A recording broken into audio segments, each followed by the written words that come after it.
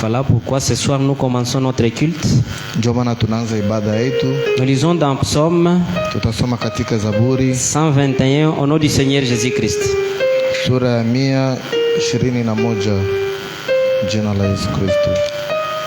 Je lève mes yeux vers les montagnes, d'où me viendront les secours.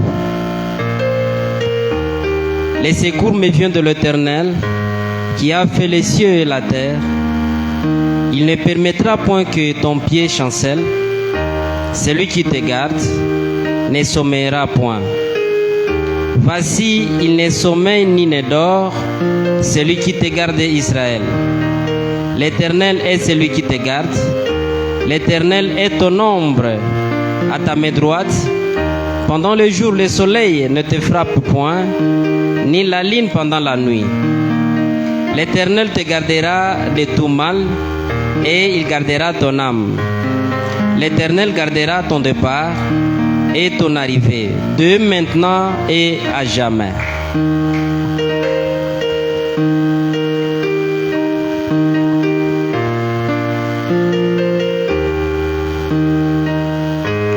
Nous allons ouvrir nos cantiques dans Hosanna numéro 73. La voix du Seigneur m'appelle.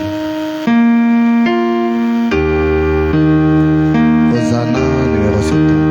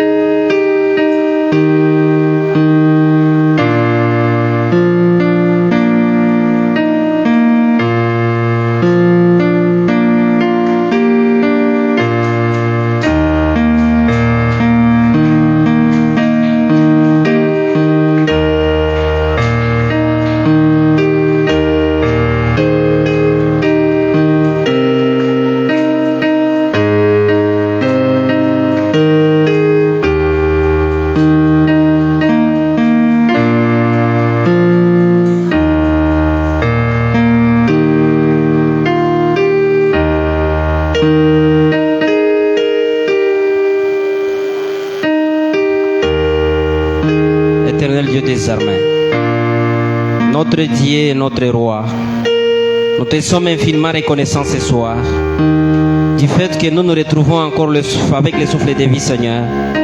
Nous te disons merci. Nous t'élèvons, Père Tout-Puissant, que ton nom soit béni à jamais, que ton nom soit glorifié, notre Roi et notre Dieu. Seigneur Dieu, ce soir en tant qu'humain, nous sommes venus, Père Tout-Puissant, sous cet hangar pour chercher ta présence. Alors que toi, Père, tu n'agrées pas la prière des pécheurs. Tu es saint, puisque quand tu descends dans un lieu, Père Tout-Puissant, tu rends ces lieux que ça soit aussi saint. C'est ainsi que, Seigneur, nous demandons, Père Tout-Puissant, que le sang du Seigneur Jésus-Christ puisse nous purifier ce soir. Nous demandons que, Père Tout-Puissant, que le travail que tu as fourni au calvaire, que cela soit notre faveur ce soir. Merci car tu seras avec nous, Père Tout-Puissant, et tu vas gagner notre prière de ce soir. Nous croyons cela, Père Tout-Puissant, pas puisque nous le prononçons, Père Tout-Puissant, mais parce que nous écoutons ta parole, Père Tout-Puissant, c'est pour cela que nous le croyons. Merci car la parole qui sera, Père Tout-Puissant, prêchée ici, c'est toi qui vas la conduire. Les chants qui seront chantés ici, Seigneur Jésus-Christ, sera sous votre bénédiction. Voilà pourquoi, Seigneur, nous nous abandonnons entièrement entre tes saintes mains. Conduis notre culte de ce soir, du début jusqu'à la fin. Et tout esprit qui ne confesse pas ta parole, que cela soit nul sans effet au nom puissant du Seigneur Jésus-Christ. Laisse que ton esprit puisse nous diriger du début jusqu'à la fin. Utilise le prédicateur du jour, le directeur des chants qui va conduire les chants de louange, et toute activité qui va se passer sous ces lieux, par tout puissant, soit sous votre bénédiction. Nous désirons te voir à travers les chants, à travers la prédication, à travers le don que nous avons dans notre église. Nous voulons te voir et t'écouter, Seigneur Jésus-Christ, puisque nous croyons que tout cela c'est ta parole. Tu as dit pendant ce dernier temps, Seigneur Jésus-Christ, qu'il n'y a personne qui va enseigner une autre personne. Nous croyons que par Tout-Puissant, cette parole n'est pas une parole vaine, c'est une parole qui va se vêtir de la chair ce soir ici, Seigneur Jésus-Christ. Utilise le prédicateur avec toute la puissance de la résurrection, afin de corriger nos vies, Seigneur Jésus-Christ, afin de nous fortifier dans la foi, Seigneur Jésus-Christ, afin de nous amener à la perfection par ta parole, mon Dieu, mon Roi. Nous te demandons, puisque nous le croyons, Seigneur, bénis tout le monde qui se réunit à ces lieux, bénis ceux qui sont en cours de route et protège le Seigneur Jésus-Christ. Bénis notre culte de ce soir, bénis ta nation Israël. Nous prions ainsi en nous abandonnant entre tes saintes mains, au nom précieux et puissant de notre Sauveur et Seigneur Jésus-Christ. Amen. Nous passons au chant de louange. Ouvrons nos cantiques dans 3 seulement, numéro 8. J'ai désiré le voir. Voyageant dans le pays, j'ai chanté en marchant. Qui dans les âmes flot cramoisi. Mon âme percée par le fléau, dedans et dehors. Mon Seigneur me conduit par lui, j'ai désiré le voir, contempler sa face et chanter pour toujours sa grâce qui sort dans les rues de gloire. Élever la voix, les soucis sont passés, joie sans faire, au service de mon Seigneur. Même dans la nuit sombre, je m'accrocherai à lui, il va m'éclairer. Et le piège de Satan fait trouble mon Seigneur, est devant moi dirigeant. J'ai désiré le voir, contempler ça et chanter pour toujours sa grâce dans les rues de gloire. Élever ma voix, les soucis sont passés.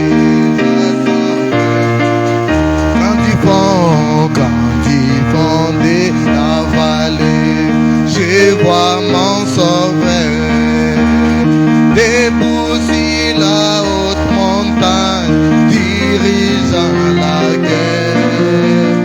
Par sa tendre main tendue, fait la passe par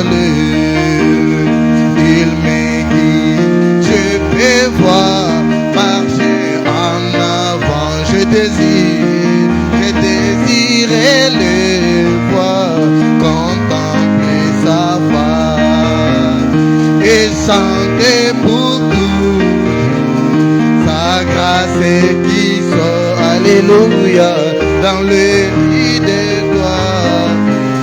Élever ma voix, les soucis sont passés, joie sans faire au ciel. Devant moi, entendre la vie. Mon Seigneur dirige ma barre, il prend soin d'eux, il me conduit tendrement à travers ce monde. Il est mon vrai ami, je l'aime. J'ai désiré le voir, contempler ça et chanter pour toujours sa grâce qui sort, alléluia, dans les rues de gloire. Élever ma voix, les soucis sont passés, joie sans faire. J'ai désiré les voir, contempler sa face et chanter pour toujours sa grâce qui sort dans les rues de gloire. Élever ma voix, les soucis sont passés, joie sans faire. Lorsque les sauveurs m'appellera, j'entendrai, et je réponds. Lorsqu'il m'appelle, je réponds. Je serai quelque part pour entendre. Oui, ces jours-là, je serai quelque part. Alléluia, je serai quelque part. Ah oui, quelque part.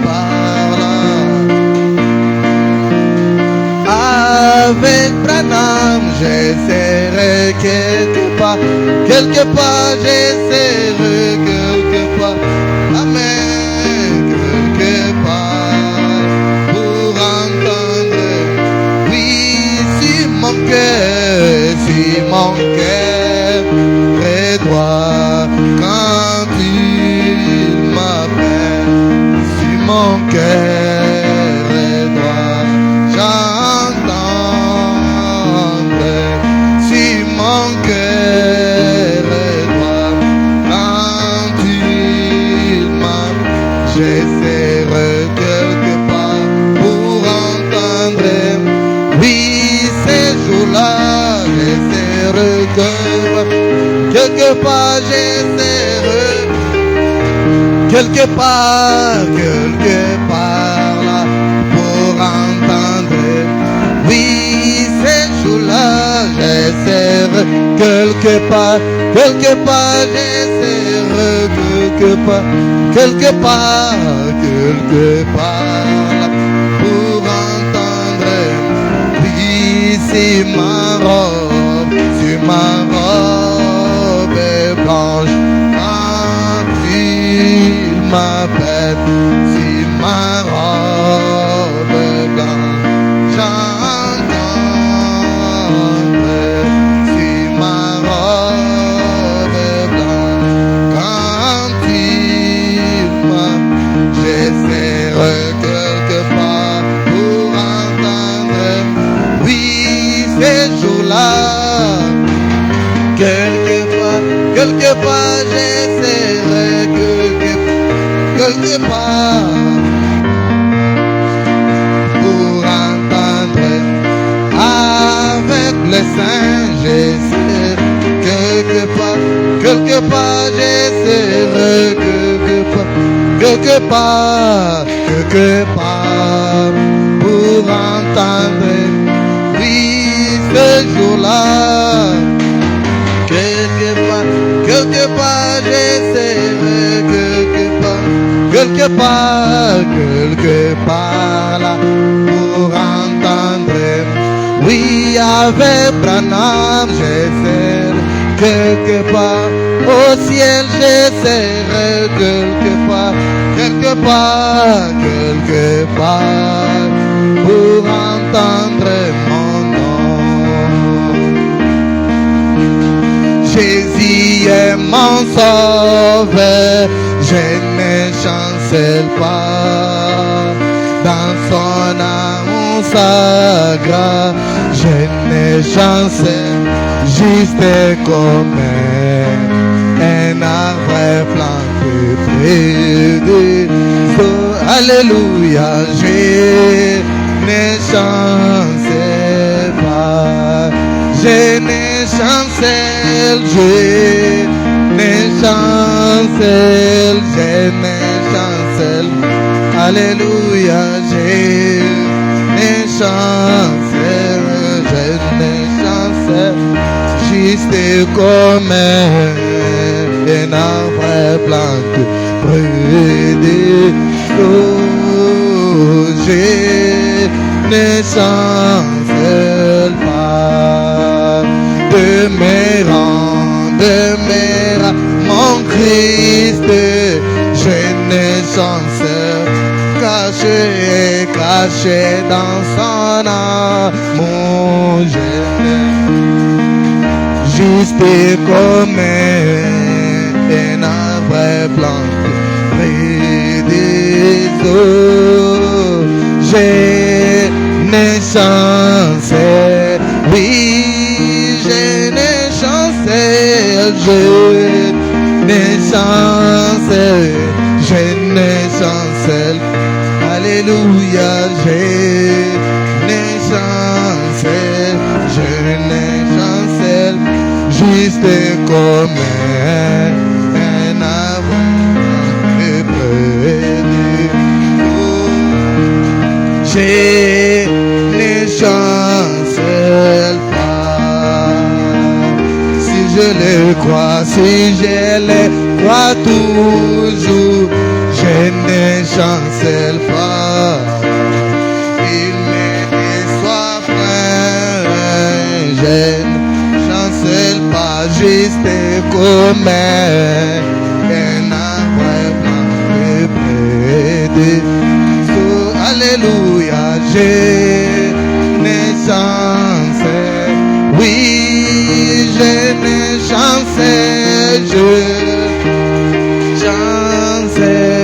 Je ne chancelle pas. Je ne chancelle pas. Juste comme un arbre planté près des eaux. Je ne chancelle pas. J'aime sa parole, je ne chancelle pas. Il est bien mon guide, je ne chancelle, juste comme un arbre planté des eaux.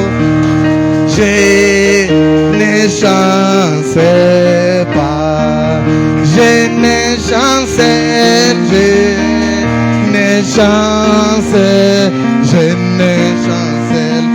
Alléluia, je ne chancelle, je ne chancelle, juste comme un arbre planté près des eaux. Je ne chancelle pas.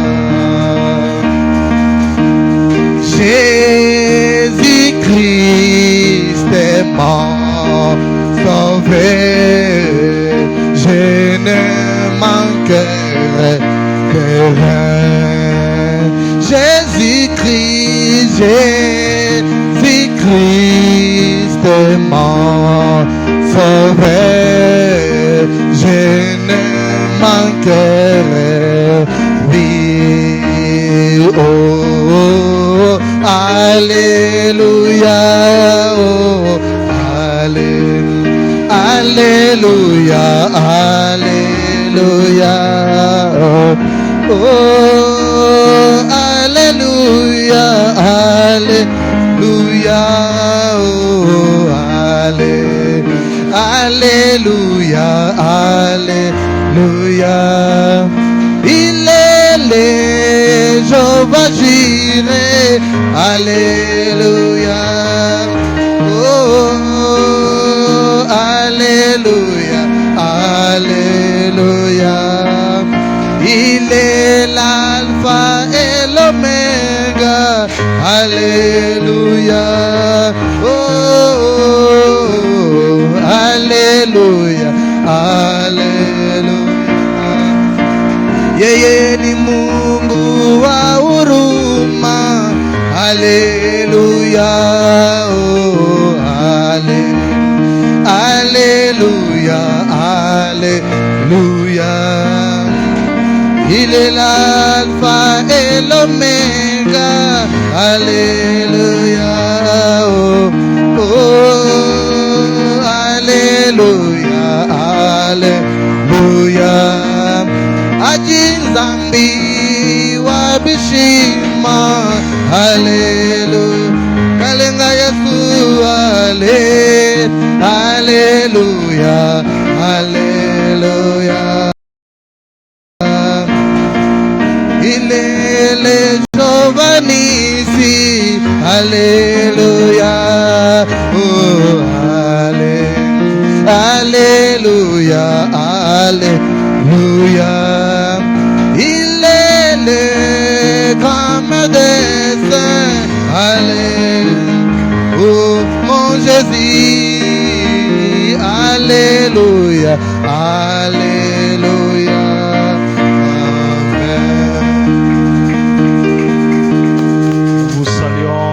Du Seigneur Jésus-Christ. Que Dieu bénisse chacun de vous.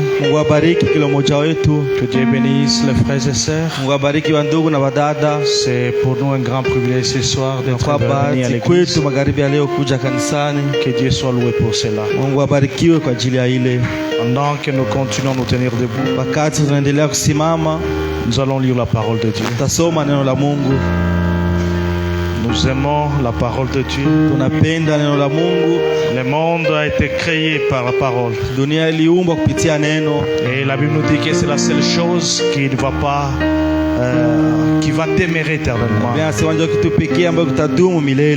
Jean chapitre 4, Yohana sura ya 4, le verset 20 na verse ya 20. 20. Verse ya 20. Nous allons lire jusqu'au verset 24. Nous lisons dans le puissant nom de Jésus-Christ. Nos pères ont adoré sur cette montagne.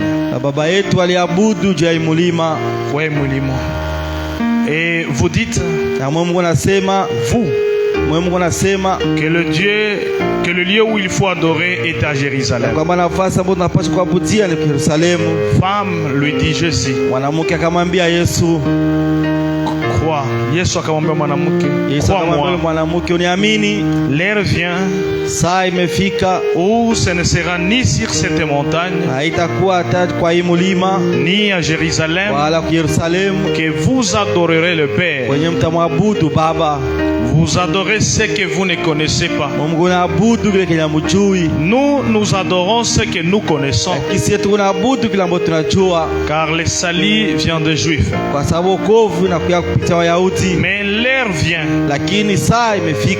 et elle est déjà venue où les vrais adorateurs adoreront le Père en esprit et en vérité. Car ce sont là les adorateurs que le Père demande. Le Père, Dieu est esprit. Et il faut que ceux qui l'adorent en esprit et en vérité. Amen. Seigneur Jésus, bénis ta parole. Ce soir, nous sommes revenus à l'église pour te rendre grâce. Tu as dit, venez à moi, vous tous que chargés, je vous donnerai du repos. Et nous croyons que ta présence est au milieu de nous. Bénis mon frère, bénis ma sœur, bénis notre réunion. Laisse que la grâce de Dieu puisse nous être utile. Et la parole que nous venons de lire, nous demandons au Dieu puissant que ta présence soit réelle parmi nous, pour que toi-même puisses apporter l'interprétation. Assiste-nous, change nos cœurs, nos âmes et nos corps. Guéris les malades qui sont au milieu de nous, apporte la paix. Nous chassons les mauvais esprits qui peuvent être ici pour envoûter le service. Nous les renvoyons dans le puissant nom de Jésus-Christ, à sortir dans cet endroit et à aller dans le lieu aride. Donnez-nous la victoire au nom puissant de Jésus-Christ. Amen. Vous pouvez vous asseoir. Que Dieu bénisse chacun de vous. Ce soir, nous continuons toujours à parler de ce qu'on a commencé le mardi. Pourquoi nous venons à l'église? Amen. Pourquoi nous venons à l'église? Dans le livre des Actes, là où nous avions lu, le chapitre 2, à partir du verset 40, ce qu'on a lu le mardi, le verset 42. Si vous retournez dans vos Bibles, vous allez voir que l'église qui a commencé le jour de la Pentecôte, ces gens persévéraient dans l'enseignement des apôtres. Ils venaient à l'église, ils persévéraient dans les enseignements des apôtres, dans la communion fraternelle, dans la fraction du pain et dans les prières. Amen. Ce sont les choses qui étaient dans leur vie. Ils persévéraient dans l'enseignement des apôtres. Quand on leur enseignait une chose, ils persévéraient. Ils prenaient cela et demeuraient, croyaient cela. Il n'y avait pas de division parmi les gens. Il n'y avait pas, il a dit, il a fait. Il y avait la communion fraternelle. kulikuwa ushirika wa kindugu, il y avait la fraction du pain. na kulikuwa ile ukata mkate, Et il y avait aussi les prières. na kulikuwa pia maombi. Amen. Il y avait les prières. Kulikuwa maombi. Ce sont des gens qui priaient beaucoup. Walikuwa ni batu walikuwa naomba Les sana. choses que l'église a abandonnées aujourd'hui. Vitu yenye kanisa iliacha La leo. Bible dit il y avait les prières. Biblia inasema kulikuwa maombi, Beaucoup de prières. maombi ya mingi. Ce n'était pas seulement la prière. Haikuwa tu maombi. C'était des prières. Ilikuwa maombi ya Les mingi. prières de supplication. Maombi ya kubembeleza. Les prières d'intercession. Maombi ya kutetea. Autant de prières. Maombi ya mingi. Amen. Et le verset 43, on nous dit Na verse 13 que anatuambia la crainte s'emparait de chacun. kwamba boga ilikuwa katikati yabo. Il y avait même la crainte. Kulikuwa pia boga. Les gens ne pouvaient pas faire du péché. Batu wangepasha kufanya dhambi. Les gens ne pouvaient pas avoir des idées qui étaient contraires à la parole Batu de Dieu. wangekuwa na mawazo kinyume ya neno la Mungu. C'était une très bonne église. Ilikuwa ni kanisa mzuri. Amen. Tout le monde voulait aller dans cette église. Kila mtu alikuwa anapenda aende mwa ile kanisa. Si vous allez au verset 46, Kama enda ku verse ya 16, la Bible dit, Biblia inasema ils étaient chaque jour, bo kila siku, tous ensemble assidus au temple. bo kila siku walikuwa pamoja wakikwenda kanisa. Tout le jour, Kila siku assidus au bo temple. walikuwa wanafika kanisa. Ils rompaient le pain dans les maisons. Walikuwa nakata mkate ndani ya À ce nyumba. temps-là, Kwa ile il wakati y avait aussi des réunions de prière dans des maisons. kulikuwa mikusanyiko ya maombi ndani ya Les manyumba. gens allaient dans des maisons Watu walikuwa wanaenda manyumba et ils rompaient le pain. na walikuwa wanavunja mkate. Amen. La Bible dit, Biblia inasema et prenez la nourriture avec joie walikuwa wanaiba chakula na furaha et simplicité de cœur. na ile unyofu wa moyo. Au verset 47, Verse 17, louant Dieu bakimsifu Mungu et trouvant grâce auprès de tous les peuples. akipata neema katikati ya watu C'est la wote. chose qui manque à l'église ce Japo hiyo soir. kitu kinakosa kanisa Les magharibi ya gens leo. ne louent plus Dieu. Batu wamsifu tena Mungu. Amen. Les gens ne louent plus Dieu. Batu wamsifu tena Louer Mungu. Dieu, Kusifu c'est le Mungu glorifier pour ce qu'il a fait. ni kumshukuru kile kenye yeye alifanya. Louer Dieu, Kushukuru Mungu c'est lui montrer comment il est puissant, kuonyesha namna gani yeko na uwezo, comment il est grand. namna gani yeko Et mkubwa. nous avions dit ce jour-là Atusemezea ile siku que nous venons à l'église na kama tunakia kanisa parce que Dieu nous a dit de venir à kwa l'église. sababu Mungu alituambia tukuye kanisani. Amen. Nous venons parce qu'il va nous bénir. Sisi tunakuya njoo Nous atatubariki. venons parce qu'il a dit si vous venez Tunakia njoo alisema kama mnakuya et que vous demandez quelque chose kama à mon nom, alomba kitu fulani kwangu je vous l'accorderai. nitampatia. Il a dit 2 ou 3 Yeye alisema wawili wala qui sont tatu réunis à mon nom, wakusanyike kwa jina langu je serai au milieu na d'eux. mimi nitakuwa katikati C'est yabo. pourquoi je dis encore ce soir, Ndio kama nasema tena magharibi ya leo, si nous nous réunissons kama aujourd'hui, tunakusanyika nous leo devons croire qu'il est au milieu de nous. tunapasha kuamini kama yuko katikati yetu. Nous devons croire que sa présence est au milieu de nous. Tunapasha kuamini kama uwepo wake yuko katikati yetu. Nous avions vu aussi Tuliona pia que nous venons pour l'adorer. kama tuko nakuja cha Or, kumwabudu. c'est là où je voudrais entrer en profondeur ce soir. Japo ndio pale nilipenda kuingia mkilinzi magharibi ya Quand nous leo. lisons Jean chapitre 4, le Kama verset 20, tunasoma Yohana sura 4 na verse ya 12, la femme dit à Jésus, ule mwanamke anamwambia Yesu, nos pères ont adoré sur cette baba montagne. yetu waliabudu kwa hii mlima. Et vous dites que nous devons aller adorer à Na Jérusalem. Mungu anasema kama utaenda kuabudu Yerusalemu, Parce qu'il y avait les Juifs, kwa sababu kulikuwa il Wayahudi y avait les na Samaritains. kulikuwa Wasamaria. Les Samaritains adoraient à cette montagne-là. Wasamaria walikuwa wanaabudu kwa ile mlima, Amen. Et les Juifs adoraient à na Jérusalem. Wayahudi kule kwa Yerusalemu. Alors tout le monde voulait ramener les gens là où il adorait. Watu wote walikuwa pena peleke watu kule kwa wao naabudia. C'est ce qui se passe aujourd'hui. Ndio kile kwa pitikana Tout le leo. monde veut amener l'homme là où il adore. Kila mtu anapenda alete mtu kule kwenye anaombaka. Et c'est une bonne chose. Ile ilikuwa kitu Mais kizuri. cette femme Lakini yule mwanamke avait une véritable conviction. yeye alikuwa na hakika, Elle dit à Jésus, akamwambia Yesu, nous adorons sur cette sisi tuko montagne. naabudu kwa hii Ma mlima. question de ce soir, Swali yangu magharibi ya leo, où est-ce que vous adorez? wewe uko naabudu wapi? Amen. Où est-ce que vous vous adorez? Wewe uko naabudu wapi? Où est-ce que vous pouvez inviter quelqu'un à aller Wewe adorer? unaweza kualika mtu wapi akae Parce que kuabudu? Jésus Juu Yesu disait à cette femme, alikuwa anaambia yule mwanamke, où c'est que les Juifs disaient, wala kile Wayahudi walikuwa les wanasema, Juifs disaient, Wayahudi walikuwa wanasema la vraie adoration, naabudu ya kweli c'est à Jérusalem. ni Yerusalemu. Amen. Mais la femme dit, Na kule mwanamke nous anasema nous adorons ici sisi sur cette tunakana montagne. abudu hapa kwa hii mlima. Amen.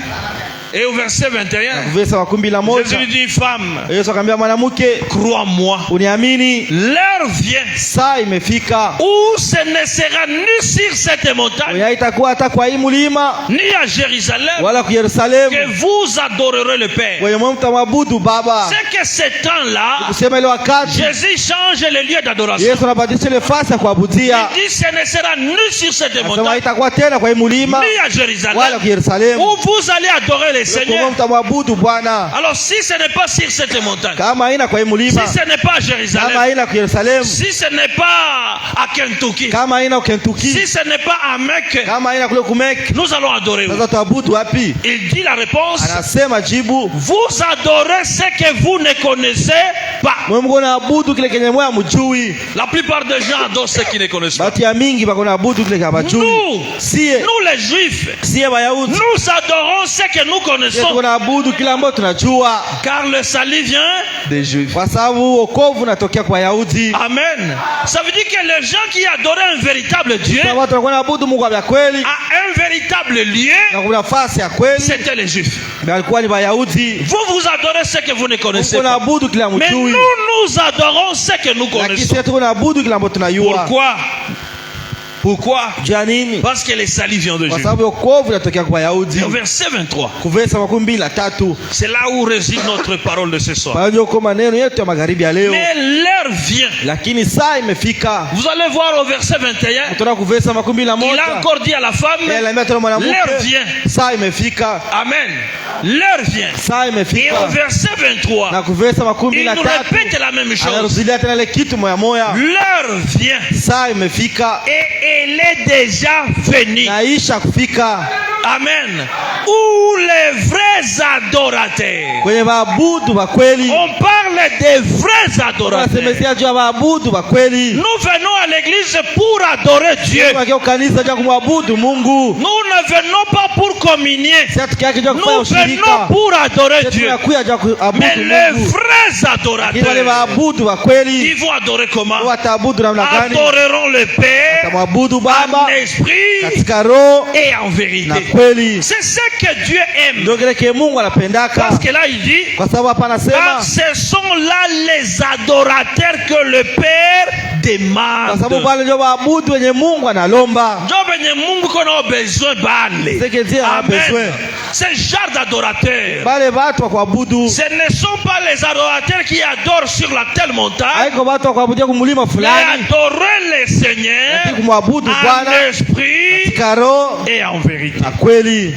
Amen.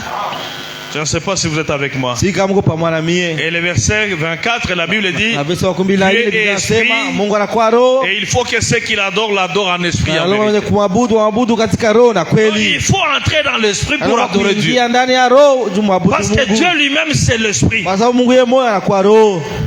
Maintenant dans le livre d'Ésaïe chapitre Kitabu 64, cha Isaya sura 64. le verset 15, la Bible nous dit une chose. Verse ya 15 Biblia inatuambia kitu kimoja. Il dit, ces arbres servent à l'homme pour brûler. Aseme hii miti unasaidia mtu juu ya kulungula, Ya kuilunguza. ya kuilunguza. Wanafanya makuni. Ils en prennent et ils s'échauffent. Bako naibeba na wanaichoma. Banajikauka, banajipatia moto kwayo. Il y met aussi le feu pour cuire du pain. Na wanachia tia moto juu ya kupata Wanaiwasha makuni, moto. juu ya kupata mkate. Amen. Dieu a kuchoma mikate. Et il en fait également un Dieu. Na wanachia tena ile na kuwa Mungu. Banaifanya tena kuwa Mungu. Qu'il adore. Mwenye bako na abudu. Il en fait une idole Na wanaifanya na kuwa sanamu. devant laquelle il se prosterne. Mwenye bako na abudia. Amen. Les gens adorent n'importe quoi. Batu kuna abudu vitu yote yote. Mais nous venons à l'église pour Sisi tunakia adorer. kanisa juu ya kuabudu. Maintenant, frère Branham dit, Sasa ndugu Branham pour que vous anasema puissiez d'abord comprendre, juu mupate kuelewa. nous allons d'abord retourner dans le livre de la Genèse. Tutarudilia kwanza kitabu cha Mwanzo. Dans la prédication, l'adoption, 4e partie. Mhubiri kutiwa mwana sehemu ya 4. Le frère Branham dit au paragraphe 74. Paragrafu yake ya 74. Dieu, avant la fondation du monde, Mungu kabla hajaweka misingi ya ulimwengu, comme nous l'avions vu tout au long de notre leçon, kama vile tuliona wakati yote wa mafundisho yetu, nous avons vu ici, tuliona hapa, nous avons vu que Dieu existait par lui-même. tuliona kama Mungu alikuwa anaishi kupitia yeye moya. Qu'en lui il y avait l'amour. sababu ndani yake mlikuwa upendo, C'était en lui d'être Dieu. ilikuwa ndani yake kuwa Mungu. Il n'y avait rien pour l'adorer. Hakukuwa kitu cha kumwabudu Avant que le monde soit créé, mbele dunia ipate kuumbwa. Dieu n'était même pas Dieu. Yeye Mungu alikuwa bado ya kuwa Mungu. Amen. Dieu n'était pas Dieu. Yeye Mungu hakukuwa Pour Mungu. que Dieu soit Dieu, Juu Mungu akuwe il Mungu, faut qu'il y ait quelque chose pour l'adorer. omba kuwe kitu fulani cha kumwabudu. C'est pourquoi on l'appelait même pas Dieu. Ndio maana bakuwa namuita Mungu. Il ne pouvait pas être Dieu. Yeye angepaswa kuwa Mungu. Dans la prédication, les 5 identifications précises de la vraie église du Dieu Na vivant, mahubiri vitambulisho vitano wa kanisa ya Mungu yenye kuwa hai. prêché au paragraphe 176. Paragrafu 176. Frère Branham dit ceci. Ndugu Branham anasema hivi. Quand Dieu est dans la Bible, Wakati Mungu ndani ya Biblia, la parole dans Genèse, neno ndani ya Mwanzo, Genèse 1 dit, Mwanzo moja au inasema commencement Dieu. kumwanzo Mungu. Prenez ce mot Dieu Bebe hii neno Mungu en hébreu et mkiebrania, voyez ce que cela na signifie. muone ile inamaanisha nini. Ça s'écrit Inaandikwa El, El Ela-E, Ela Elohim. Elohim, Ce qui signifie yenye kumaanisha le tout. ule yote, Celui qui existe par lui-même. mwenye kuishi kupitia ye moya, Le tout-puissant. ule mwenye uwezo, Amen. Le puissant. ule mwenye uwezo. Il n'y avait rien avant cela. Hakukuwa kitu mbele ya ile, Il n'y avait point d'heure. hakukuwa hata hewa, Amen. Point.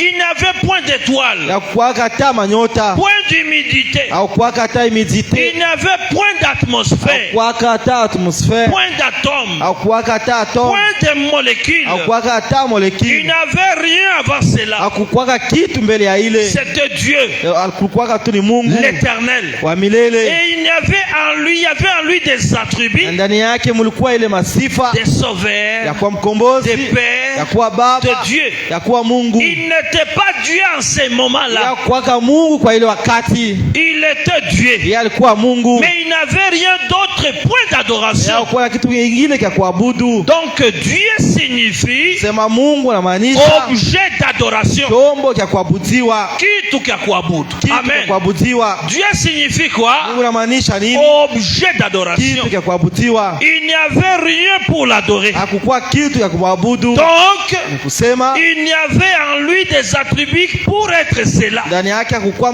mulikuwa masifa cha pour kuwa être ile, sauveur, cha kuwa mkombozi, pour être cha guérisseur, kuwa mponyaji, pour être tout ce qu'il est. cha kuwa vyote wenye yeye iko Amen. En Dieu, ndani ya il Mungu. y avait tout cela. Kuwa kila Mais il vile n'était vyote. pas encore Dieu. Lakini alikuwa bado ya Parce kuwa que Mungu, Dieu signifie kwa sababu Mungu anamaanisha objet d'adoration. kitu ya kuabudiwa. Amen. On devait l'adorer. Bangepashwa Mais il n'y kumwabudu, avait rien pour l'adorer. lakini hakukuwa kitu cha kumwabudu. Alors, au paragraphe 177, il dit, Sasa paragrafu 77 la anasema première chose qu'il créa. kitu cha kwanza kenye aliumba. Donc certains d'entre vous désirent connaître ma version sur la Genèse. Watu wa mingi katikati wanapenda kujua usemi wangu juu ya Mwanzo. Dieu dit, Mungu akasema faisons l'homme. tufanye mtu. La première chose qu'il créa, Kitu cha kwanza kenye aliumba c'était des anges balikuwa ni malaika pour l'adorer. juu ya kumwabudu. Il devint alors Dieu. Yeye pale akakuwa sasa Mungu. Amen. Quand il a seulement créé les anges, Wakati yeye aliumba les malaika, anges ont commencé à l'adorer. malaika wakaanza Et frère kumwabudu. Branham dit, Na ndugu Branham anasema chaque jour, kila siku, chaque nuit, kila ils sont usiku là Bobi ko en pale train de dire ya Saint, kusema Saint, mtakatifu, Saint, mtakatifu, l'éternel mtakatifu Dieu. ni Bwana wa majeshi. Il adore Dieu. Wewe unamwabudu Mungu Chaque jour, kila siku. les anges n'ont pas le repos. Malaika wao bana kupumzika. Dieu aime Yeye Mungu l'adoration. anapendaka maabudu. Dieu aime qu'on puisse Yeye l'adorer. Mungu anapendaka wapate kumwabudu. Amen.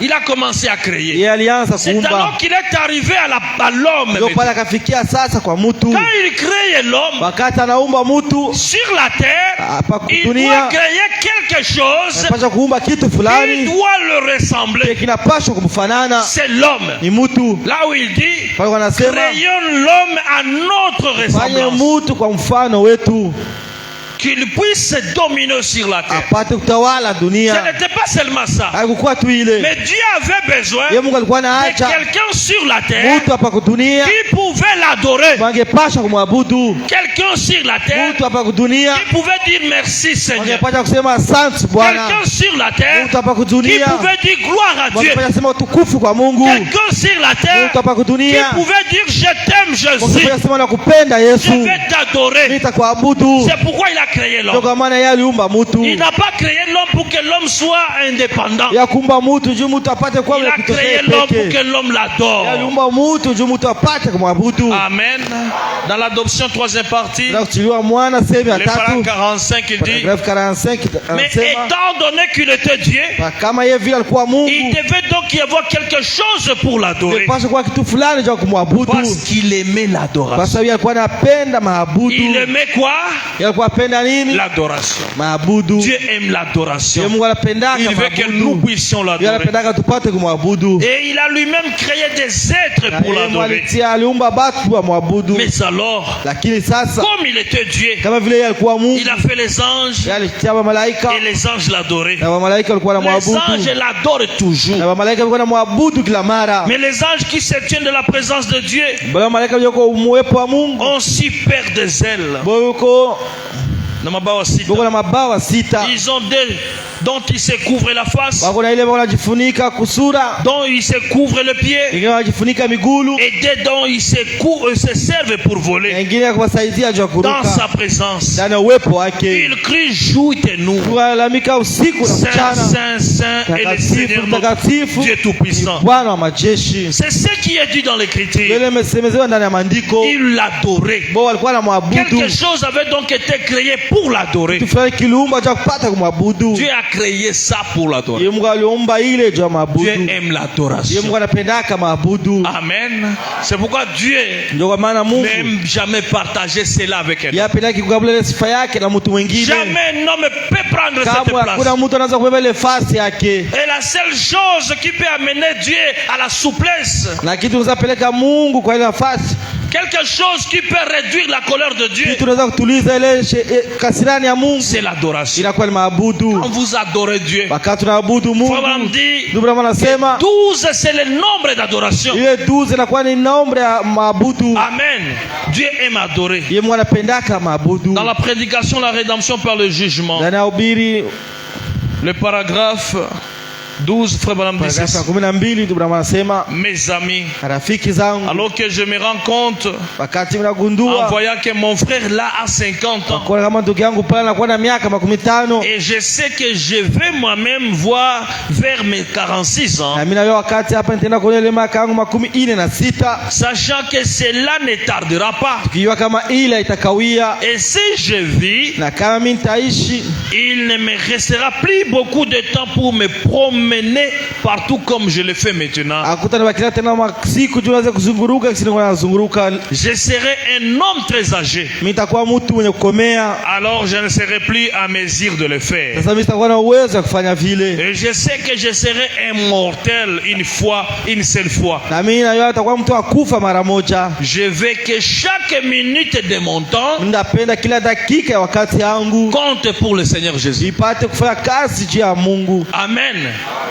Je veux que chaque minute de mon temps Ningependa kila dakika ya wakati yangu compte pour le Seigneur Jésus. ipate kufanya kazi juu ya Bwana Yesu. Si vous savez que vous allez mourir un jour, Kama unajua kama utakufa siku moja, mettez chaque minute de votre temps kila dakika ya maisha yako pour le compte de Jésus. sio juu ya kazi ya Mungu. Amen. Sachez que Ujue kwamba chaque minute compte. kila dakika iko na kazi. Amen.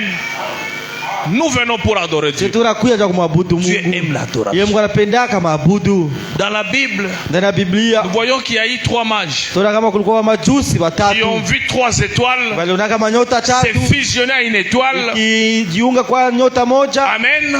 Ils se sont dit le Messie est sur la na terre. wakajiambia kama Masia anakuwa pa kudunia. Il faut aller l'adorer. Yalomba kwenda kumwabudu. Dieu aime Yeye l'adoration. Mungu anapendaka Et maabudu. ces gens ont compris Na bale batu que wakaelewa nous devons sortir ici kama tunapasha kutoka pour hapa aller là-bas. ya kwenda kule, 2 ans de marche miaka 2 ya safari pour aller adorer Dieu. ya kwenda kumwabudu Mungu. Regardez ce que Dieu aime. Wangalie kile kile Mungu Frère anapendaka. Branham dit, Ndugu Branham il y a anasema des gens qui vous font 2 2400 km Kwa watu wanafanya 2400 km juste pour venir adorer. njia kwenda tu kuabudu. Amen. Dans la prédication, les signes, les temps et les signes de l'union. Wakati ya ishara, wakati ya ishara na muungano, les signes de l'union. Ça c'est prêché le 18 août 63. Frère Branham dit au paragraphe 40. Oh là là.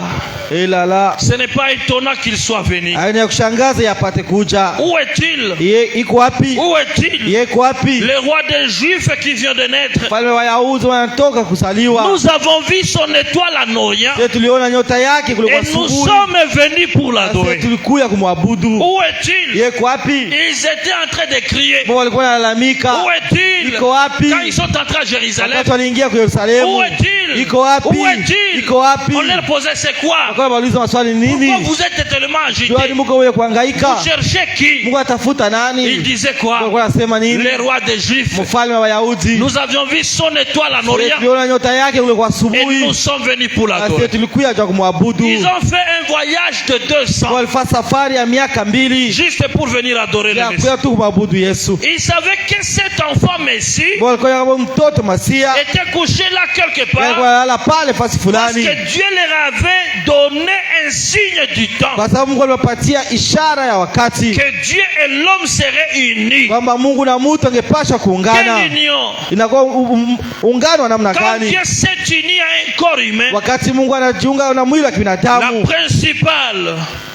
la principale, ile ya msingi, ya msingi, la plus grande de toutes les unions qui ait jamais été faite, ile muungano yenye yawahi kuwa, c'était quand Dieu s'est uni avec un homme ilikuwa wakati Mungu alijiunga na mtu et a quitté son glorieux sein d'être Dieu, na akatoka akaacha ile fasi yake takatifu et étendit sa tente na akaacha ile hema yake et recueillit l'humanité na akapokea et devint l'un d'entre eux. na akakuwa mmoja katikati yao. Cela apporta la paix entre Dieu et l'homme pour Ikaleta toujours. usalama katikati ya Mungu na mtu. Combien nous en sommes reconnaissants? Mara ngapi sisi tuko kwenye kushukuru? Les mages sont venus Majusi pour walikuja adorer. ya kuabudu. Est-ce qu'il y a des gens qui sont venus aussi pour adorer? Joko watu pia walikuja kuabudu. Si vous êtes venus pour adorer, Kama ulikuja vous allez kuabudu, adorer. wewe utaabudu. Ce n'est pas seulement en regardant le frère, Haiko tu kuangalia ndugu, comment il est habillé, namna gani la ashakuvala, sœur comment elle est namna gani habillée. dada ashakuvala. Sortez de vos maisons, Wewe utoke kumlango venez à yako l'église pour adorer na votre Dieu. kanisa cha kuabudu Mungu wetu. Amen. Ne suivez pas une personne à l'église. Hapana kufuata mtu Ne kanisa. suivez personne surtout. Hapana kufuata mtu. Venez adorer. Wewe kia kuabudu. Seigneur, je suis là. Bwana niko Je hapa. viens t'adorer. Ninakuja kuabudu. Amen. Si les mages ont voyagé, Kama malaika walifanya est-ce que safari. nous aussi on ne peut pas voyager Tena si aujourd'hui? hatuwezi safiri. Est-ce qu'on ne peut pas payer les transports? Tena si hatuwezi lipa Oh, transport. je ne viens pas à l'église Oh, mimi sikii kanisa. parce que je n'ai pas les transports. Mimi sina Les transport. mages ont voyagé 2 ans. Malaika walifanya safari ya siku ya La miaka reine 2. de Seba Ule malkia wa a Sheba voyagé 3 alikuwa mois safari ya miezi pour 3 venir adorer. ya kuabudu. Quand le signe du temps, Wakati ile ishara ya quand la parole wakati, de Dieu est révélée, wakati neno la Mungu la lafunuliwa, véritable adoration commence. ile maabudu ya kweli C'est pourquoi inaanza. frère Branham dit, Kama ndugu Branham anasema, Amen, qu'est-ce qu'il dit? wewe anasema nini? Je suis venu Mimi nilikuja anéantir tous les autres lieux d'adoration. ile nafasi yote ya kuabudia. Il est venu Alikuya anéantir tous les autres lieux kuvunja ile d'adoration. nafasi yote ya Et kuabudia en nous apportant la véritable na adoration. kutuletea ile maabudu ya Et il kweli. pose la question, Anauliza swali, où adorez-vous? wewe unaabudu Au wapi? temps présent, Wakati wa dans la sasa maison de Dieu. ndani ya nyumba ya Mungu. Aujourd'hui, Leo nous adorons tunaabudu quelque chose que les gens ne comprennent pas. kitu fulani kenye batu Un hawaelewi. Dieu vivant Mungu yekuwa qui hai est venu dans ces na messages. alikuwa ndani ya ujumbe. Mais quand on nous prêche le message, Wakati wanatubiria les gens ne ujumbe comprennent pas. batu hawaelewi. Mais les vrais adorateurs, Lakini baabudu vya les kweli, vrais, wale on baabudu ne vya parle kweli pas des adorateurs. abasemi baabudu, On parle des vrais sasa adorateurs. waabudu vya kweli Vont adorer le Seigneur wataabudu Bwana en esprit katika roho et en vérité. na kweli. L'esprit c'est quoi? Roho ni nini La vérité c'est quoi? na kweli ni nini? Amen. Frère Branham dit, Ndugu Branham anasema nous venons pour adorer notre sisi Dieu. tunakuja kuabudu Mungu Dans wetu. questions et réponses, Ndani ya maswali na prêché le majibu 3 janvier le 1954, 3 janvier le 1954 paragraphe 111, il dit ceci. paragraphe 111 Ndugu Branham Très anasema bien. vizuri, Ça n'est une bonne. hiyo inakuwa vizuri, Ça c'est important pour toute l'église. inakuwa ya maana kwa kanisa yote. Dieu veut que vous veniez à l'église. Yeye Mungu anapenda mkuye kanisani. Amen. Dis cela à votre voisin. Ambia yule jirani yako, Dieu veut que vous veniez à Mungu l'église. anapenda ukuye kanisani. Amen. Dieu, mwambie c'est Mungu anapenda ukuye kwa kanisa. Dis à votre Dis voisin cela. que Dieu veut que tu viennes à l'église. Eh, les sœurs, si vous ne dites pas. Badada mwambiane. Frère Branham dit, Ndugu Branham anasema Dieu veut Mungu que anapenda vous veniez à l'église. wewe mkuye kanisa. Amen. Mwambie tena mwenzano, Dieu veut que vous veniez à l'église. Dieu veut que tu viennes à l'église. Mungu apendagi ulofe. Dieu ne veut pas que tu puisses t'absenter. Dieu veut que vous veniez à l'église. Mungu anapenda ukuye kanisani. Et Satan vous éloigne de Na l'église. shetani kupeleka mbali na Alors kanisa. si Dieu veut que vous veniez à l'église, Kama Mungu anapenda wewe il y ukuye a une kanisa, raison. kuko kifukuzio, Il y a une raison kuko pour cela. sababu jia ile. Il dit maintenant, Anasema sasa, d'abord, kwanza si vous voulez un passage de l'écriture, kama unapenda andiko ya Biblia, les gens sont censés venir à la maison de Dieu watu dans wanapaswa un but. kuja munyumba ya Bwana juu ya kifukuzio Batu fulani. wanapasha kuya mu nyumba ya Bwana juu ya kifukuzio fulani. Amen. C'est lui d'adorer, Ni juu ya kumwabudu, de chanter des cantiques. kuimba manyimbo. La première chose c'est quoi? Kitu cha kwanza Adorer. ni kuabudu. La deuxième chose c'est Kitu cha pili chanter des ni cantiques. kuimba manyimbo. C'est pourquoi quand on nous dit mettez-nous debout, nous allons chanter. Tunataka tusimame tutaimba. Sentez-vous à l'aise. Ujisikie huru. Soyez debout. Wewe uko Ce n'est kusimama. pas pour les passés que vous chantez. Haiko juu ya pastor ndio mko Vous naimbia. chantez pour le roi des rois, Mungu naimbia juu ya mfalme wa le Seigneur wafalme. Jésus-Christ. Bwana Yesu Kristo. Amen. Vous adorez le Seigneur Mungu Jésus-Christ. anamwabudu Bwana Yesu Kristo. Vous chantez pour lui. Mungu anamwimbia yeye. Amen. Est-ce que quelqu'un comprend Ndio là? tufanye nielewa. Il dit ceci, Anasema hivi, de chanter des cantiques kuimba manyimbo et d'adorer Dieu. na kumwabudu Mungu. C'est ainsi que Dieu le veut. Vile ndio Mungu anapendaka. Amen.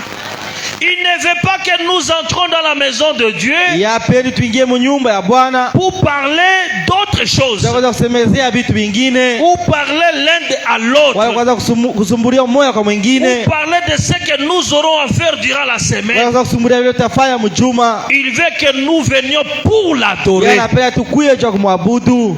Vous êtes à côté de quelqu'un, Au karibu ya mtu vous fulani. commencez à lui dire, comment Unaanza ça se kusumbulia. Nije leo tuko combien leo? Aujourd'hui le taux ya combien? Leo nije Aujourd'hui c'est comment? ulipata mafranc? C'est ile francs. Non. Hapana. Amen. C'est pour adorer. Chia kuabudu. Quand vous entrez à l'église, Wakati unaingia kanisani, votre vision c'est adorer Dieu. nia yako yote ni kumwabudu Quand on Mungu. va dire mettez-nous debout, nous allons chanter, Wakati vous vous unasema mettez tusimame debout tutaimba na et simama vous chantez pour la gloire de Dieu. Unaimba kwa utukufu wa Mungu. Amen. Autre chose c'est à la maison. Vitu vingine ni kumulango. Il dit ceci, Anasema hivi, nous venions pour l'adorer. sisi tunakuja cha kumwabudu. C'est une maison d'adoration. Ina kwa nyumba ya maabudu. Et tout doit se faire doucement Yote inapaswa kufanyika polepole et dans l'ordre, na ndani ya utaratibu. a dit Paul dans la Bible. Paul alisema ndani ya Biblia. Tout doit se faire correctement. Yote inapaswa kufanyika ndani ya usawa. Il devait y avoir un message. Unapaswa kuwa ujumbe, Amen. L'adoration, maabudu, le cantique, manyimbo, il y a l'ordre. huko utaratibu.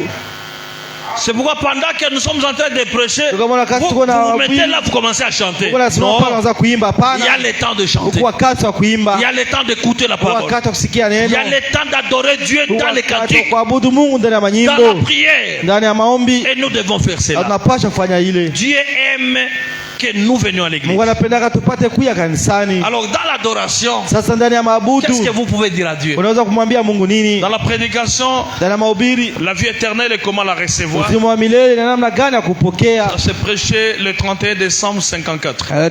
31 décembre Le paragraphe 1954. 2, il dit ceci. Paragrafu ya pili Nous sommes anasema donc hivi. ici ce soir. Tuko sasa hapa magharibi ya leo. Je ne crois pas au fait de tourner une nouvelle page ou quelque chose comme ça. Mais siamini Kugeuza ukurasa geuza ukurasa la kitu kingine, vous la retournez carrément le lendemain. moyo mtaigeuza hata kesho. Mais si seulement nous venons nous abandonner à Dieu Lakini kama tunakuja kujitolea kwa Mungu pour l'adorer cha kumwabudu, et que nous le remercions na sisi tunamshukuru pour ce qu'il nous a, kwa kile kenye yeye il a été pour nous, kwa kile kenye alikuwa kwa ajili et yetu, que nous lui demandons de continuer d'être avec nous, na sisi tunamlomba endelee kuwa katikati yetu. aendelee kuwa nasi.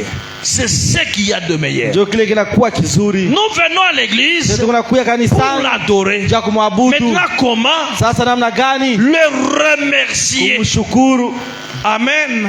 Pour ce qu'il a été pour kwa nous. kile kenye alikuwa kwa ajili yetu. Seigneur, Bwana, tu m'as sauvé. uniokoa. Seigneur, Bwana, tu m'avais guéri ces jours-là. uliponyesha kile siku Cet accident-là ile aksida devait me tuer. ingepasha Si niua. toi tu n'étais pas là, Kama wewe kwa je kako, te remercie. mimi Seigneur. nakushukuru Dieu Bwana. aime ça. Yeye Mungu anapendaka Dieu ile. aime que tu lui montres qu'il est grand. Mungu anapenda kumuonesha kama yeye ni mkubwa. Dieu aime Mungu que anapendaka tu lui montres qu'il est capable. kumuonesha kama yeye kuna uwezo. Si je vis aujourd'hui, Kama niko Seigneur, naishi leo c'est Bwana, grâce à toi. ni juu yako Il y a Bwana. des bonnes personnes, Ko batu bazuri, des gens qui ont de l'argent, batu biko na qui sont makuta, malades. biko na Il y a lukula, d'autres qui sont morts. ko wengine Mais moi, walikufa. si je suis vivant, Lakini kama niko na c'est grâce à hai, toi. ni juu Tu yako. montres à Dieu. Unaonesha Tu Mungu m'as donné ceci. ulipatia Merci hiki. Seigneur. Asante Tu m'as donné Bwana, les enfants. ulipatia Tu m'as watoto, donné une femme. ulipatia Tu m'as donné mwanamke, un mari. Tu ulipatia m'as donné Bwana, ceci. Tu ulipatia m'as hiki. donné tout ce que Dieu t'a donné. Yote yenye Mungu Dieu alikupatia. veut que tu puisses l'exprimer Mungu anapenda kupata dans kuvionyesha l'adoration. ndani ya maabudu. Peut-être avec tes mains levées vers Labda Dieu. mwenye kuinua mikono yako kwa Mungu Doucement, pole tu pole, adores Dieu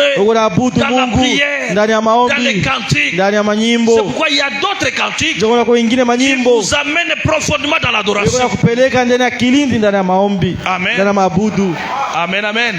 Il faut adorer Dieu. Inalomba kuabudu Mungu. Voilà pourquoi frère me dit, Ndio kama ndugu Branham anasema chaque minute ati kila dakika doit compter. inapasha kuhesabiwa, Doit compter. inapasha Surtout quand kuhesabiwa vous êtes ici à l'église. sana sana kama uko kanisani. Chaque minute de votre Kila temps. dakika ya wakati Doit yako compter. inapasha kufanya Je suis kazi. venu à l'église, Seigneur. Nilikuwa kanisa Je Bwana, vais faire des heures ici. nitafanya masaa 2 hapa. Profitez de chaque minute. Ufaitikie kila dakika Dans la prédication, confirmation et évidence. ndani ya mahubiri, kuhakikisha na uhakika. Ça c'est prêché le 21 juin 62. Il dit au paragraphe 17. Anasema paragrafu ya 17, Rappelez-vous que nous ne devons pas venir à l'église. kumbukeni kama tungepasha kia kanisani Hatupashi kuya kukanisa pour faire les religieux. ya kufanya kidini, Tout et tout tu as dini. Je viens à l'église, on ya m'a kia vu. kanisa wanione. Non. Hapana, Nous ne venons pas. Nous ne devons pas venir si hatungepasha kuya juste pour accomplir un acte religieux. ya kufanya ile tendo ya kidini. Ah. Donner l'offrande, c'est l'acte religieux. Kutosha sadaka ni tendo ya J'ai kidini. donné mon offrande. Nilipanga sadaka yangu. C'est pourquoi vous voyez d'autres Ndio kuna personnes wengine watu qui ne comprennent même penye pas. hawakwake atanaelewa Directement, il est pressé. pale kwa haraka haraka, Il donne son offrande même au diable. anapatia yake sadaka yake Utanitoshea. uzaleo free. Non. Hapana, Qui avait offert pour Abel? nani ndio alitolea Abeli? Hein? Il était lui-même Yeye là. alikuwa yeye pale. Nous devons être responsables de nous-mêmes. Tunapaswa kwa kuwajibika sisi wenyewe. Amen. Oh, baliona tu kama na mimi. Non. Hapana, Soyez là à chaque wewe étape. ukuwe pale kila wakati. Est-ce que vous comprenez? Je mnaelewa? Il dit en allant à l'église. Asema kwa kwenda Nous kanisani. devons venir pour adorer en esprit et en vérité. Tunapaswa kuabudu katika roho na kweli. Nous devons être profondément et sincèrement. Tunapaswa kuwa ndani ya kilindi na ndani ya unyofu. Quand nous venons à l'église, Wakati tunakuja on ne kanisani, vient pas en étant agité. hatukai tukue wenye kuhangaika. Non, non, là, tu commences à regarder. Saa Non, hapana, unaweza kuangalia vous venez à angalia. l'église Unakia kanisa avec sincérité. ukiwa na unyofu, Vous entrez dans l'adoration profondément. unaingia ndani ya mabudu ndani ya kilindi. Vous êtes calme à Uko l'église. pale kimya Vous ne kanisani. regardez pas l'heure. Uangalii saa. Vous ne regardez pas au temps. Uangalii Vous dites, wakati. Seigneur, je suis venu à Sema toi. Bwana, nilikuja kuabudu. Je te donne ce temps. Mimi nakupatia hii wakati. Il dit, nous devons vraiment exprimer c'est pourquoi nous venons ici. Anasema tunapasha kuonesha ile ilituma tuko hapa. Les jours deviennent mauvais. Masiku inakuwa mbaya. Masiku tuko tunaishi ni ya mubaya. Amen. Le temps est mauvais. Wakati uko mbaya. Et nous voulons que chaque minute compte. Na sisi tunapenda kila dakika ipate kufanya kazi. Et particulièrement quand nous sommes dans la maison du Seigneur. Na wakipekee wakati tuko ndani ya nyumba ya Bwana. Nous venons, les portes s'ouvrent à l'église à 16h. À 16h juste. Et nous arrêtons à 18h juste. À 18h juste. Amen. Nous avons que 2 heures. Amen. Ces temps ici doit compter. Dans les heures, il y a combien de minutes? Nous avons 120 minutes. 120. Amen. Les 120 minutes ici doivent compter. Unapasha kuifaidikia, kuiprofiter, kuitia mu valeur, kuiheshimia. Amen. Qu'aucune minute ne soit perdue. Il dit surtout quand nous sommes dans la maison du Seigneur. Surtout quand nous sommes dans la maison du Seigneur. Profitez de ce temps. Dans la prédication, les messagers du soir, le pasteur frère me dit, nous devons servir Dieu à chaque minute. Hein? Qui a compris cela? Nous devons servir Dieu à chaque. Nous ne savons pas à quel moment. Qui sait à quel moment il va partir? Personne. Et nous ne savons pas à quel moment ces choses pourraient arriver. Nous pensons peut-être que ce ne sera pas nous. Mais vous savez, ça peut être vous. Vous savez, ainsi je pense que Jésus a dit, soyons prêts. Car nous ne connaissons ni la minute ni l'heure à laquelle nous pouvons être appelés. Et alors, nous irons à un endroit où on ne connaît pas d'accident ni d'ennui. Nous sommes si heureux qu'il y ait la promesse d'un tel endroit. Amen. Dans la prédication, Dieu se cache et se révèle dans la simplicité. Le paragraphe 24, frère Branham dit ceci. Et donc ceci dit, la raison pour laquelle je n'annonce pas de réunions de prière pour les malades, et ainsi de suite, c'est parce que je loge chez des amis et je consacre chaque minute de mon temps à l'étude et à la prière. Amen. Frère Branham dit, je consacre chaque minute de mon temps à lire la parole et à prier. Est-ce que c'est ce que nous faisons? Combien de gens ont lu la brochure aujourd'hui? Combien de gens ont lu la brochure? Regardez une seule, mais deux. Les autres, si on posait la question, combien de gens étaient au téléphone aujourd'hui? Qui ont manipulé leur téléphone? Tout le monde ici. Mais combien de gens ont lu la brochure? Des personnes seulement. Amen. C'est une honte. Dites à votre voisin, c'est une honte. Amen. Nous devons lire la parole. Consacrer chaque minute à lire la parole de Dieu, à prier. Même le sœur, une vraie sœur. Dieu t'a béni, tu connais lire. Ayez la brochure. Ayez votre Bible. Lisez chaque jour. Priez chaque jour. Ici, frère, dit priez chaque instant. Amen. Nous demandons que Dieu nous bénisse, Dieu nous assiste. Mais les gens ne prient pas. Les gens n'adorent pas Dieu. Les gens ne remercient pas Dieu. Dans la prédication avoir soif de la vie, na mahubiri kwa kiu ya ça uzima. s'est prêché le 30 juin 30 juin 1957. 1957. Au paragraphe 50, frère Branham dit ceci. Paragraphe 50 ndugu Branham anasema C'est hivi. juste, Inakuwa c'est kweli bon. vizuri. Les gens montent et descendent les allées Watu wako napanda na kushuka manjia. dans ce petit groupe cet après-midi. Kwa kikundi magharibi ya leo. Beaucoup se rassemblent ici autour de l'autel. Wanakusanyika hapa kwa madhabahu. Venez si vous avez réellement soif. Mkuye kama kweli kweli mko na kiu. Combien ont soif de l'adoration? Bangapi kuna kiu ya maabudu? Combien aiment adorer Dieu? Bangapi wanapenda kumwabudu Frère Branham Mungu? dit, Ndugu Branham si vous anasema avez soif de kama cela, kuna kiu ya ile, venez. wewe kuya. Avez-vous été mordu par le diable? Wewe ulilumiwa na shetani. Shetani alikuluma? Amen. Vous voulez vraiment servir Dieu? Unapenda kweli kweli kutumikia Mungu? Combien vous voulez servir Dieu? Bangapi wanapenda kutumikia Mungu? Combien veulent servir Dieu? Bangapi wanapenda Je kutumikia crois que Mungu? chacun de nous voulons Napenda servir kila Dieu. mmoja wetu atumikie Mungu. Vous désirez avoir cette soif en vous. Ungependa kwa ile kiu ndani yenu. Vous voulez qu'elle soit étanchée? Mnapenda ipate kuisha? Si c'est le cas, Kama ni vile, venez, c'est le moment. wewe kuya ni wakati. Où en êtes-vous arrivé? Wewe unafikia wapi? Vous êtes arrivé à un point où vous êtes tellement endurci, Unafikia wakati unakuwa mgumu. tellement dur, Unakuwa mgumu zaidi. et insensible. Na wewe hauna, Ah ouais, insensible que rien ne peut plus vous toucher. na wewe haujali, hakuna kitu unaweza kugusa. Kuko batu wenye hata mahubiri je enkipa akwa kinajali Hawajali. vile vyote tunabiyua. Mais est-ce que maisha unaishi? Amen.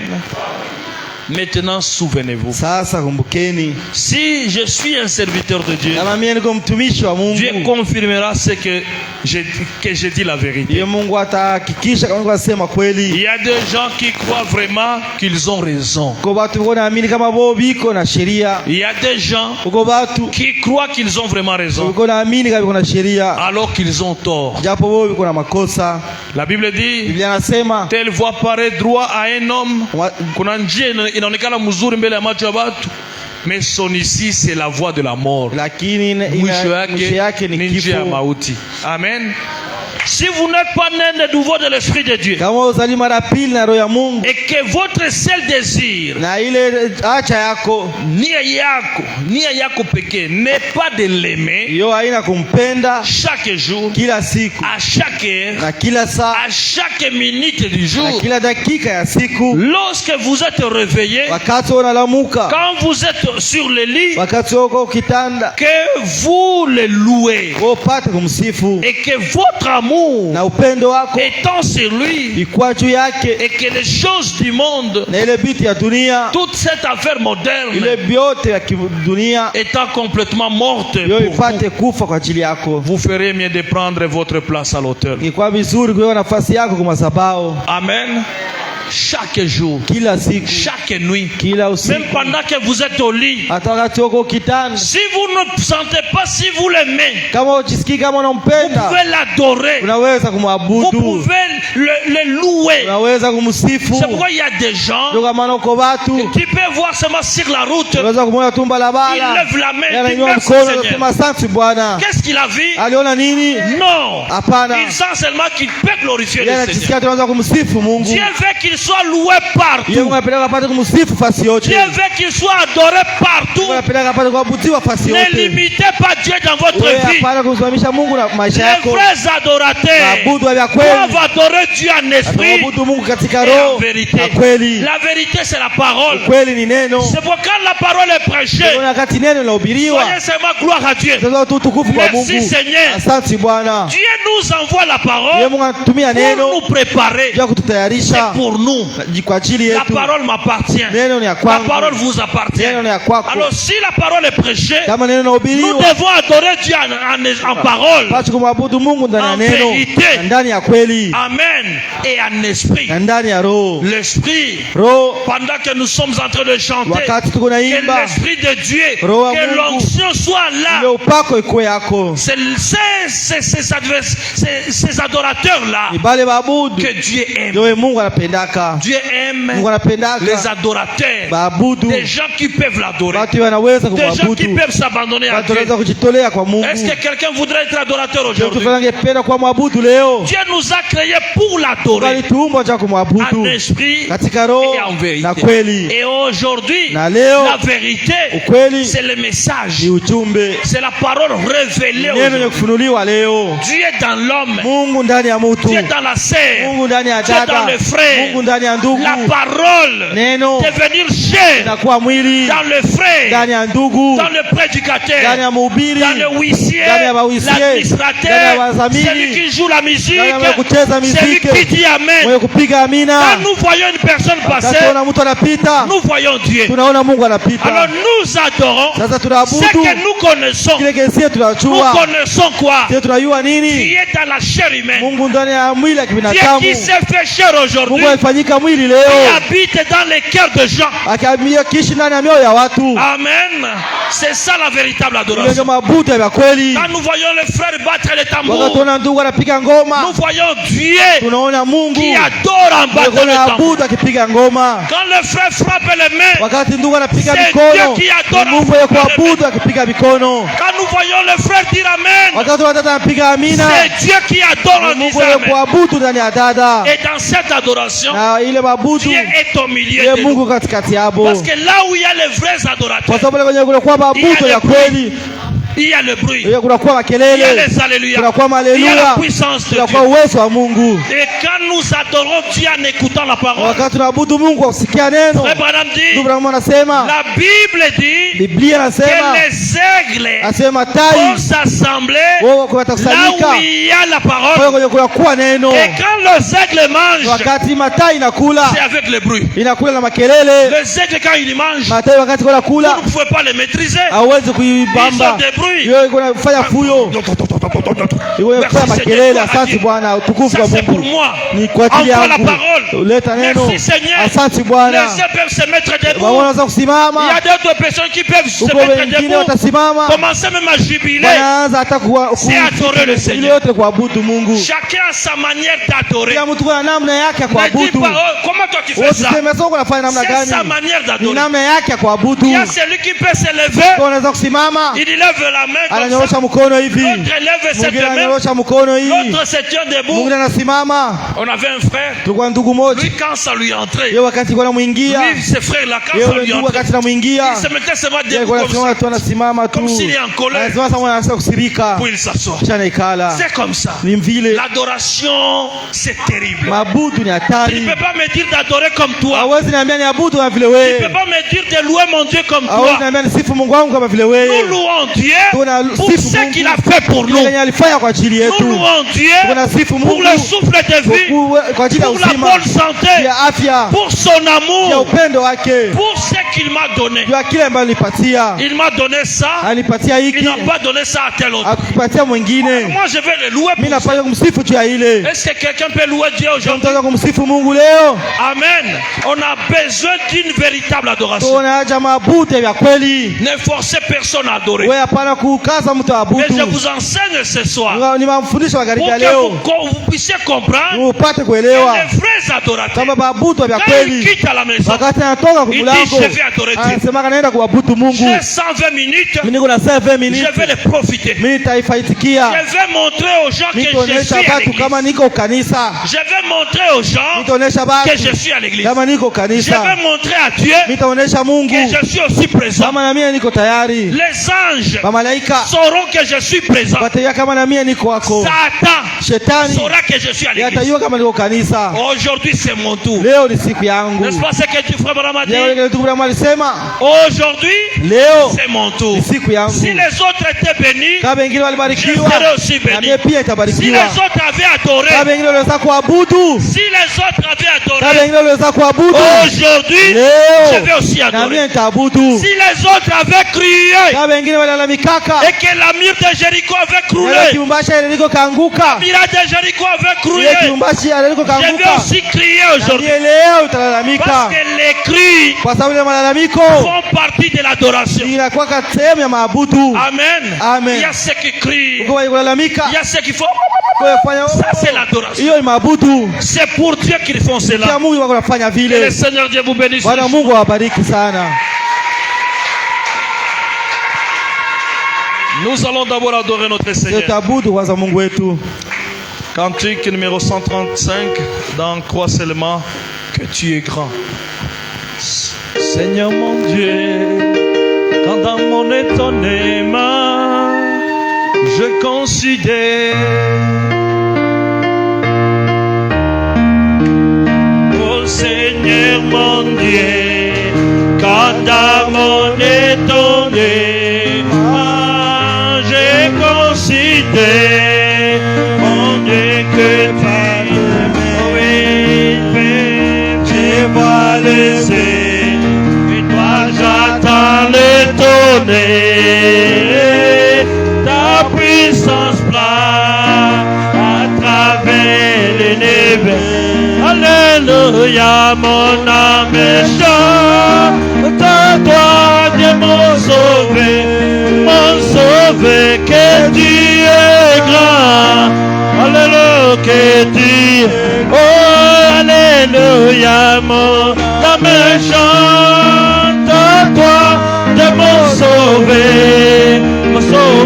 que tu es grand. Oh, oui, quand dans le ciel, dans la forêt je marche, j'attends le rire et je sens la vie. Quand je regarde du haut de la montagne, j'attends les buissons et je sens la brise. Alléluia, dans mes chants, dans toi Dieu mon sauvé. Oh oui, mon sauvé, que tu es grand.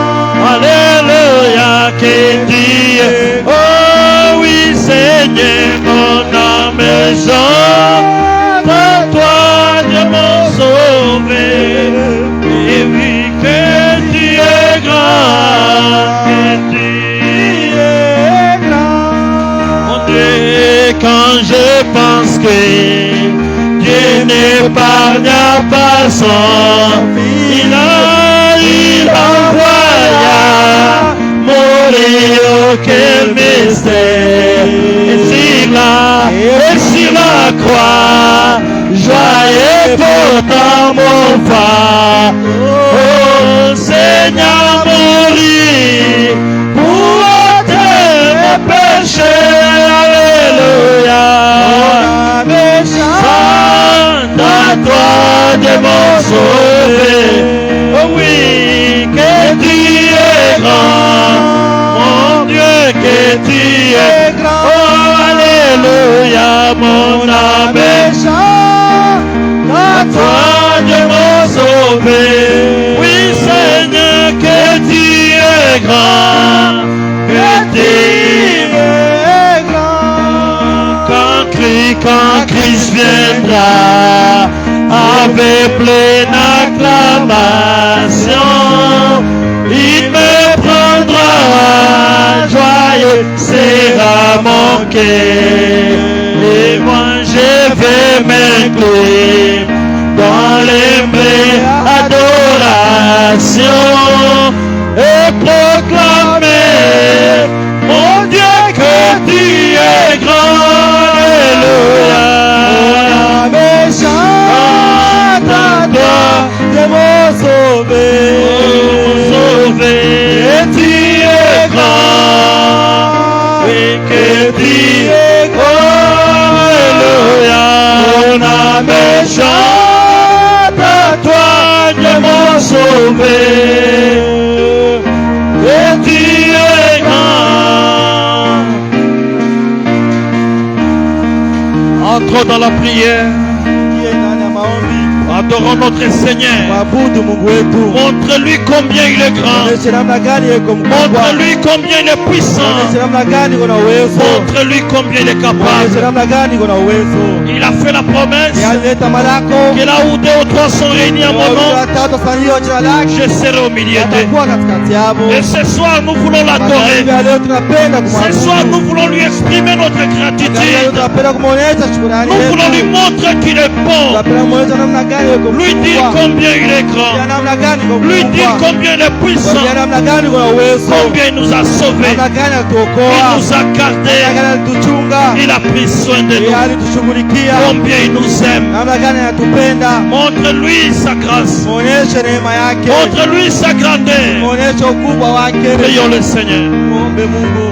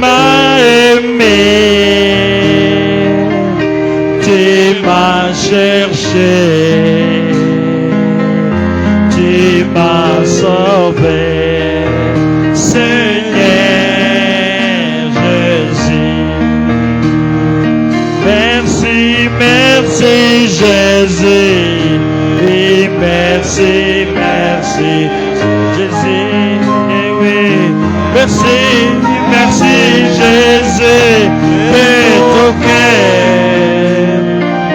Oui, merci, merci, merci Jésus. Merci, merci Jésus. Merci, merci Jésus de tout cœur. Oui, merci, merci, merci Jésus. Merci, merci Jésus. Merci, merci Jésus de tout cœur. Oui, merci, merci, merci Jésus. Merci, merci Jésus. Merci, merci Jésus de tout cœur. Tu m'as aimé Jésus, mon Dieu, tu m'as aimé Jésus. Tu m'as aimé Jésus de tout cœur. Oui Jésus, tu m'as aimé Jésus. Mon Dieu, tu m'as aimé Jésus. Tu m'as aimé Jésus de tout cœur. Tu m'as sauvé Jésus. Mon Dieu, tu m'as sauvé Jésus. Tu m'as sauvé Jésus de tout cœur. Oh Jésus, tu m'as sauvé Jésus. Mon Dieu, tu m'as sauvé Jésus. Mon roi, tu m'as sauvé Jésus de tout cœur. Merci, j'ai dit merci. Oh oui, merci, merci Jésus. Merci, merci Jésus de tout cœur. Oui, merci, merci, merci Jésus. Mon Dieu, merci, merci Jésus. Merci, merci Jésus de tout cœur.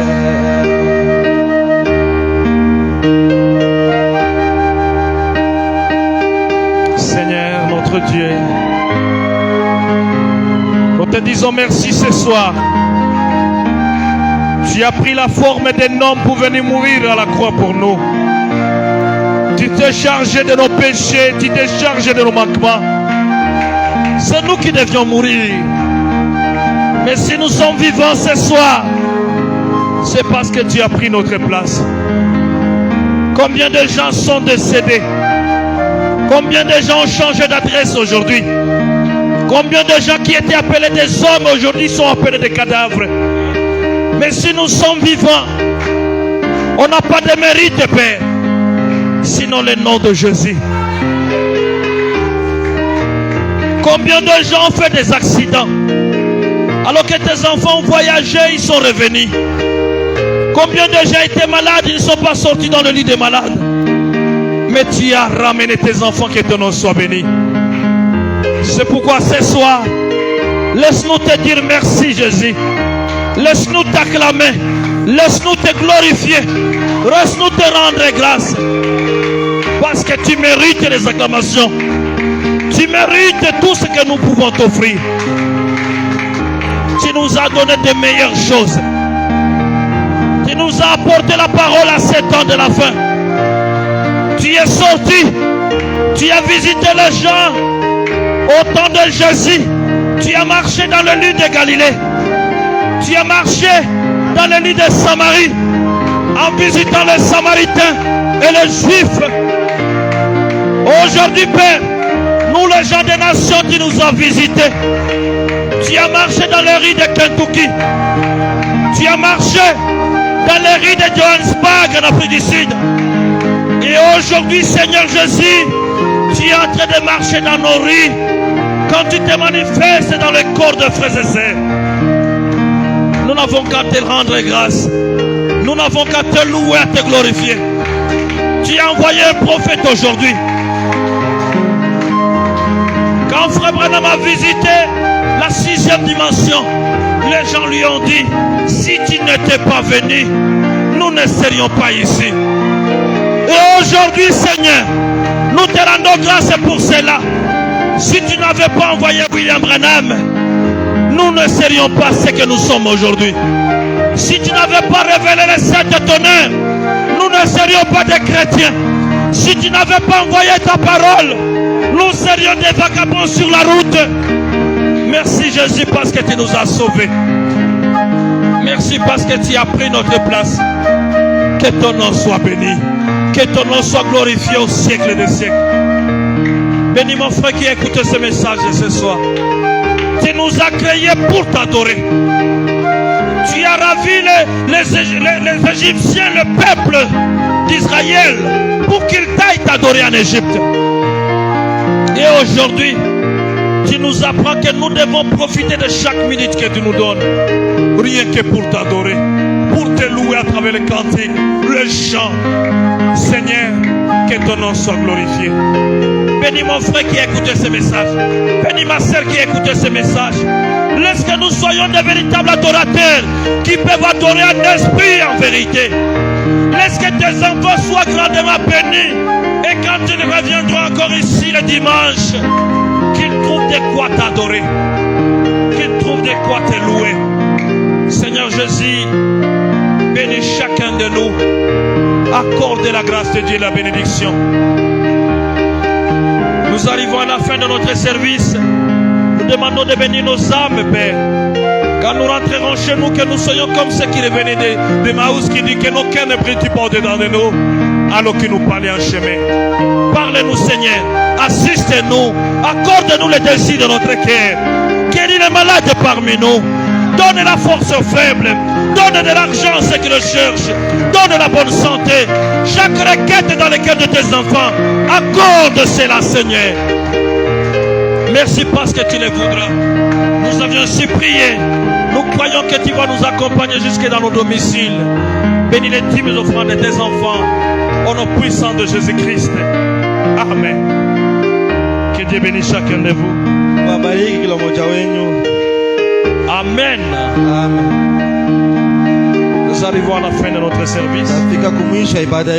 Je crois que la semaine qui va commencer, ça va être une semaine de bénédiction. Parce que nous allons commencer la semaine pour préparer la Pâque. Et je voudrais que l'église entière soit prête pour la Pâque. Amen. On va faire des choses qu'on n'a jamais fait ici. Parce que la Pâque, cette Pâque ne doit pas passer. Chacun de nous doit recevoir sa bénédiction. La bénédiction de la croix. Amen.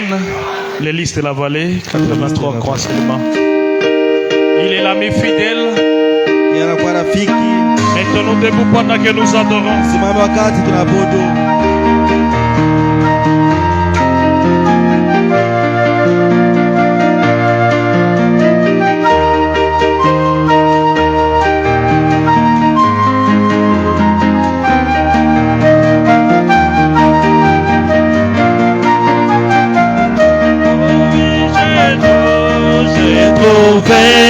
Jésus l'ami, qui est toute chose pour moi. C'est le plus beau d'entre eux, mais pour mon âme. Oh, il est l'hélice de la vallée, et en lui seul je trouve ma purification et ma guérison. Oui, mon réconfort dans les peines, dans les tourments, il m'invite à lui confier chaque chose. Oh oui, alléluia. Du matin, l'hélice de la vallée, le plus beau d'entre eux, pour mon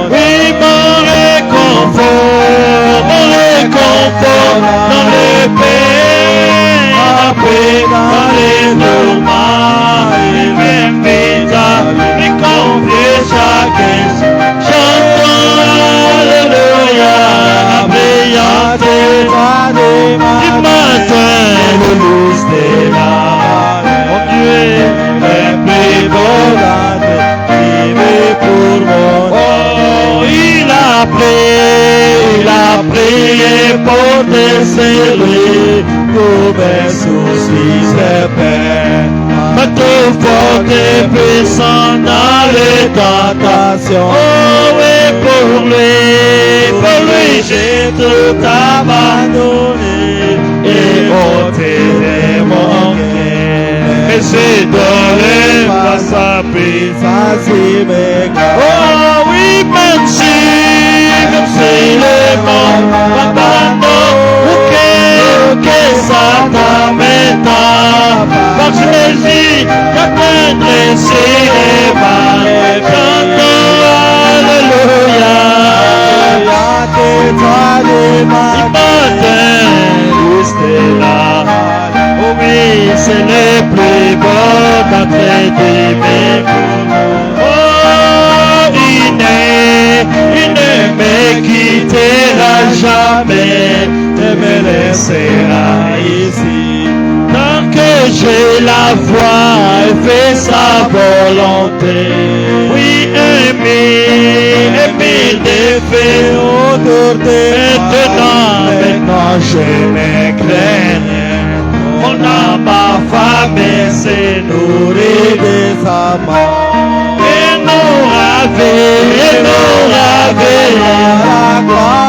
Oui, pour voir sa face bénie, n'a jamais coulé les fleuves d'Éden. Chantons Alléluia. La brillante étoile des matins, le lys de la vallée. Oh, c'est le plus beau d'entre eux pour mon âme. Même si les mots m'abandonnent, oh, que Satan m'étonne, Jésus, j'atteindrai ses mains. Et Alléluia, la brillante étoile des matins, c'est la vallée, c'est le plus beau d'entre mes bouts. Et mon réconfort dans les peines, la paix dans les tourments, il m'invite à lui confier chaque souci. Alléluia, la paix, pétale du matin, le lys de la vallée, c'est le plus